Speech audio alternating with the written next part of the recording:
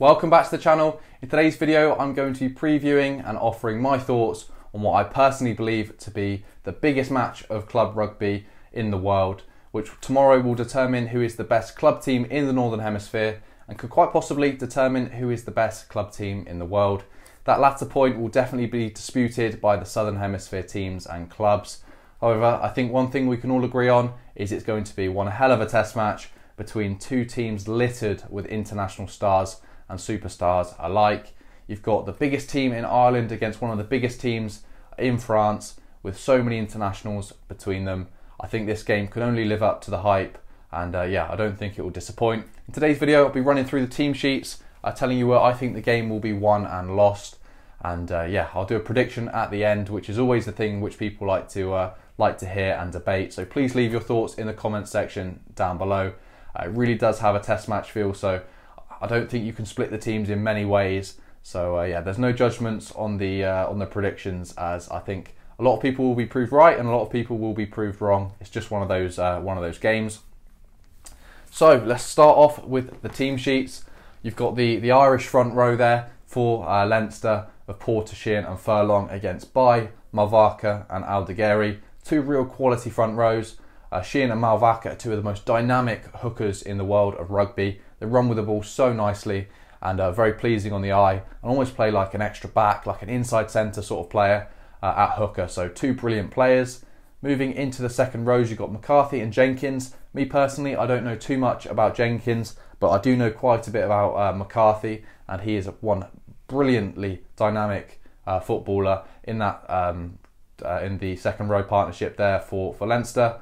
If we look over to Toulouse, you've got Flamand and Miafu, two very different styles of second rows, which you could argue really complement each other very, very well. Miafu is just a huge specimen of a human being, so powerful, and especially at scrum time will add so much weight in that scrum to really help Toulouse's cause in that department. So if you look and compare Miafu and McCarthy, you've got one real dynamic player and one absolute powerhouse. So it's going to be really interesting to see how those two go at it. In rugby, you don't always see second rows running at second rows. However, their individual impact they'll have on their team, I'm sure, will be huge. Moving into the back row, you've got Baird, Connors and Doris for Leinster, with Josh van der Fleer being left on the bench, which is a big call. I wonder if there's something around injury in there potentially, or potentially Will Connors has been selected on his own merit, in which, if he has done, fair play to him. It'll be an absolutely huge game for him. But he is surrounded with the international quality of Baird and Doris, two really dynamic, brilliant ball carriers, and a breakdown specialist in Doris, unbelievably good over the ball. He can really do everything. And then when you compare that to Toulouse, the back row of Toulouse, you've got Willis of England, who moved over from Wasps after they collapsed a couple of years ago. He's been playing some unbelievable stuff over in France. Then you've got Ross and you've got Romat. Very interesting sort of back row composition. Neither of these two back rows are the most powerful, but they're very dynamic, have great skill sets, and will be very entertaining tomorrow, I'm sure. The battle of the breakdown will be absolutely pivotal to determining the outcome of the game, so be an interesting matchup to watch. Moving into the back lines, which are just so exciting. You look at the 9 and 10 for both teams, and it is got quality written all over it. Jameson Gibson Park against DuPont, the two best 9s in the world, in my opinion, undoubtedly. I don't really see a third place competing with them at the moment. Two players in which can spot the gap so well. You've probably got a little bit of a stronger, more powerful scrum half in DuPont who can really snipe around the fringes, but both Jameson Gibson Park and DuPont can find the spaces like no other scrum halves. Via pass, via kick, they just know where the space is and they don't hesitate to get the ball there. So two absolute generals on the pitch and very entertaining players at that. At fly half, you've got two very different 10s. You've got Rossburn, who's more of a sort of controlling set piece 10 who will march the team around their field really well, play to the Leinster systems, which are pretty much famous for their phase play.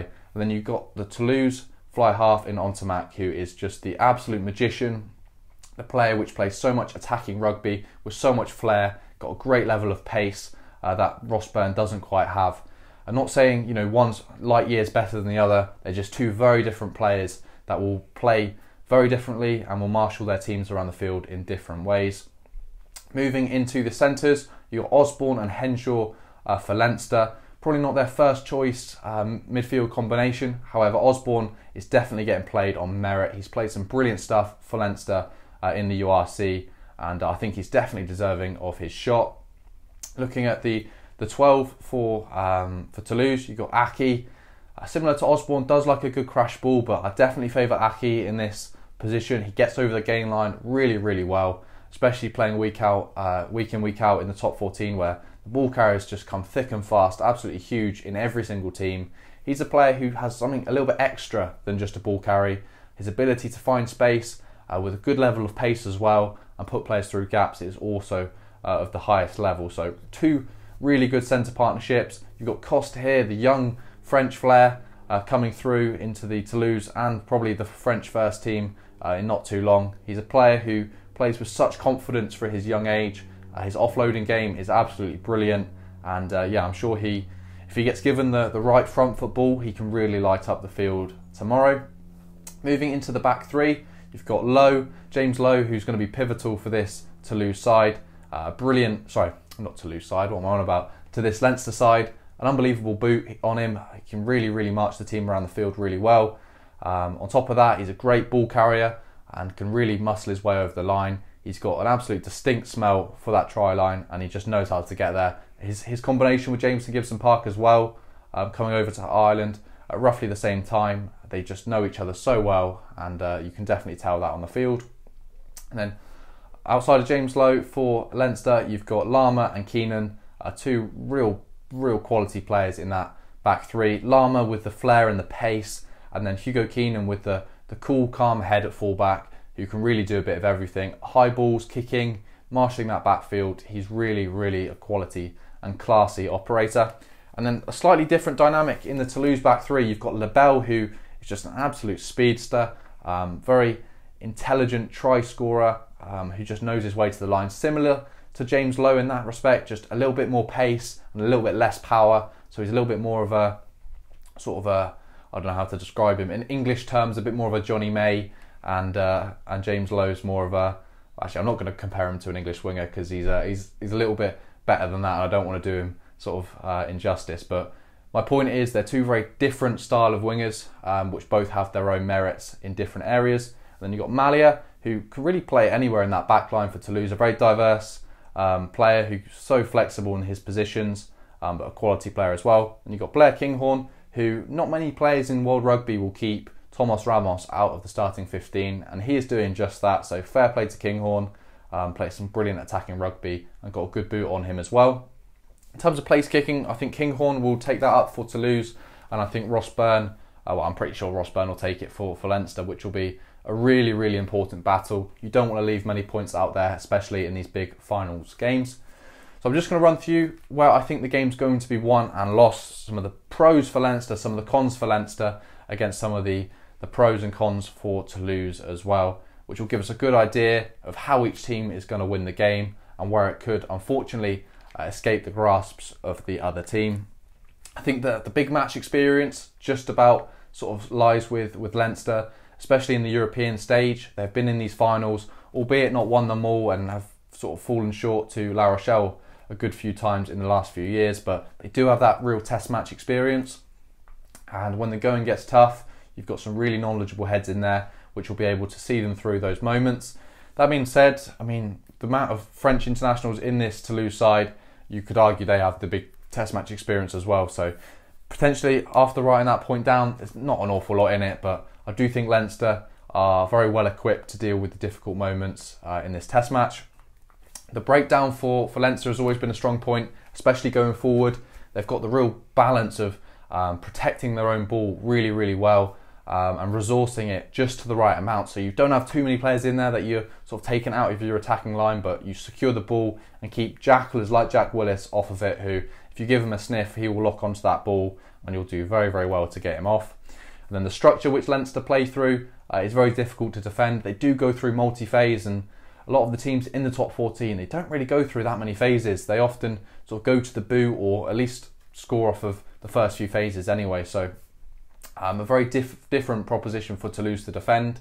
So I think that'll be a real strength of Leinster. If they can keep hold of that ball, really test Toulouse, and with some absolutely huge forwards in here, if they can take them through multi-phase, you're likely to get more penalties, and hopefully some gaps will open up from fatigue setting in. Just on that point, I think it's fair to say that Leinster do have the more mobile forwards, especially looking at Doris and Baird. However, there's still some brilliant forwards in that Toulouse side which will be able to match them in some areas. And I would say the other thing which I will just go through is the bench. I think Toulouse don't quite have the same quality on the bench. If I just read out a few names, the replacement front row for Leinster is Kelleher, Healy and Alalatoa. Real quality to come on there against Marchand, who's equally as good as Kelleher, you could argue. But then you've got Netty and Merkler, who just aren't quite of the international quality that Leinster possess. Might as well go through the bench now I'm on it. Outside of the front rows, for Leinster, you've got Ryan and Conan, brilliant players to bring on. Real quality Irish internationals with McGrath, Frawley, and then Josh van der Fleer is in the 23 jersey. I don't know if that's a typo or I've read that wrong, but fair enough. I usually see the additional forward in the 21 jersey, but Josh van der Fleer has stolen the 23 jersey for this game. Then you've got Arnold, Brennan, Crow, and Choca Barez with Ramos in the 23 jersey, who can really come on to change the game, especially with his boot. Just finishing off the points after I mentioned the Leinster bench. The sort of cons for Leinster, I would say, is the potential demons of the previous knockout stages, losing to La Rochelle. That might play on their mind at points. I mean, I'm sure they've had plenty of game time between now and then to try and overcome any sort of demons or fears that they have. And they had a little scare against Northampton, and they seemed to deal with that quite nicely in the end with a breakdown steal. So you would have thought Leinster will have overcome those sort of mental demons, but you never know, they can come back to bite you when you least expect. And then one thing for Leinster is potentially the lack of backline pace. When you compare it, the fly half pace of Byrne and Ontomac, you compare the pace of Lebel and Lowe, I think there is definitely a pace factor in there that does favour Toulouse. However, I don't think it's going to be something that the game comes down to. Matches never usually come down to pace, but it's something that definitely does fall in Toulouse's favour. And then I would say they don't quite have the same, how would I describe it, stardust and just star factor that the likes of Dupont and Ontomac have. As much as Leinster can go through the phases and score loads and loads of points in a very methodical and classy way, Toulouse can really turn the flip of the switch and open up a match. So just two very differing styles of play. And then for Toulouse, broken field attack is second to none. Their goal kicking, especially with Ramos, I know he's not starting, but the Kinghorn's equally as good off of the bench. That being said, I saw Ross Byrne hit like 8 out of 8 against Ospreys not too long ago, so I don't think the place kicking's in any team's favour particularly. However, if it does come to it, I think Toulouse do have more options off of the tee. I hope the game doesn't come down to a goal kicking contest like the Toulouse versus Munster did a few years ago. That's like the worst way a test match can end, surely. Power, I would say, maybe just in Toulouse's favour, especially individual power with the likes of Miafu, Malvaka and Cyril Bay. But I think Leinster can equally match the power in some areas, but I'd say the use of Miafu, how they can get him over the gain line, will be very interesting. I really do think the ability for Toulouse to look after their own ball in attack, protect it and ensure the likes of Dupont, Ontomac can really unleash the speedsters in that Toulouse back line with some real fast-paced ball in which hopefully for them the Leinster defence is not quite yet set. That speed of ball's nice and quick. They can really hurt Leinster. But that all comes down to the breakdown. How can you keep the likes of Baird and Doris off of that ball? That'll be a real crucial element. On top of that, how can Toulouse minimise their attacking errors? Often when you're playing a flamboyant style of rugby, you often drop the ball a little bit more, which can really hurt them, especially with Leinster's ability to counter-attack with some really good rugby knowledgeable heads in there. Ross Byrne on counter-attack can really hurt you with a brilliant kicking game. And then you look at the likes of Lama, Keenan, some really good attackers out wide. So the ability for either team to not give anything up for free, don't give little inlets into the game to the opposition, and when your foot is on the throat, really follow through with it. Bit of a graphic example, that one. Maybe we shouldn't use that, but when you're in a really good attacking position, just close out the game. Make sure you take all your opportunities and be really ruthless. In terms of what is the prediction, the bookies, they have it absolutely down the middle. absolutely down the middle, 50-50 each way. Swung slightly because Leinster don't have a full team sheet out. You know, you're missing the likes of Ringrose, etc. However, there's more than enough quality on both sides to warrant a victory tomorrow. Previous score was Leinster 41, Toulouse 22, which I think it was last year, I believe, in the knockout stages. I think that was at Leinster at the Aviva. So that day, the favour and the chances were in the hands of Leinster because they were at home. So maybe things will change slightly here. Maybe it'll be a bit of a closer game. Maybe it could even swing in the favour of Toulouse. You never know. But I do think Leinster not playing at home in this game compared to the last game they played against Toulouse will make quite a difference and will make it a much more competitive test match. To beat Toulouse like they did, 20 points last time, would be an absolutely huge statement for this Leinster side and would definitely put to bed the woes of the last couple of finals. My prediction, the way I see it, is you've got a sort of a stardust-filled team against a well-oiled machine. That's not to say Toulouse aren't well-oiled, because when they play their rugby, they are unbelievable and the best flowing team in the Northern Hemisphere by far. However, if I had to side with one team, I would put sort of half a foot in the door of Leinster.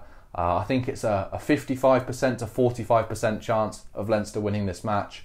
I think giving Toulouse 45% with all those stardust and amazing players in there might do them a little bit of an injustice, but I do think the chance does just edge towards Leinster, especially with their international sort of cohesion, with all the players playing for the same team.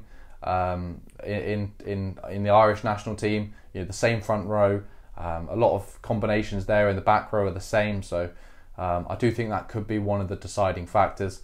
However, the game is most definitely up in the air. I cannot wait to watch it tomorrow. Please do leave your thoughts in the comment section down below. I'm going to be at the game, so if you do see me there, if you are travelling across from either France or Ireland, please do come over and say hello. It'd be great to see some of the Irish and French contingents travelling over. And as always in these games, I hope the best team wins. I hope there's no controversial refereeing decisions or anything like that, and the team that lifts the trophy is truly deserving of it. But that's going to wrap up all my thoughts. Hopefully everybody does enjoy the let me try that one again. Hopefully everybody does enjoy the game, and leave your thoughts in the comments, and I'll see you in the review. See you later, guys.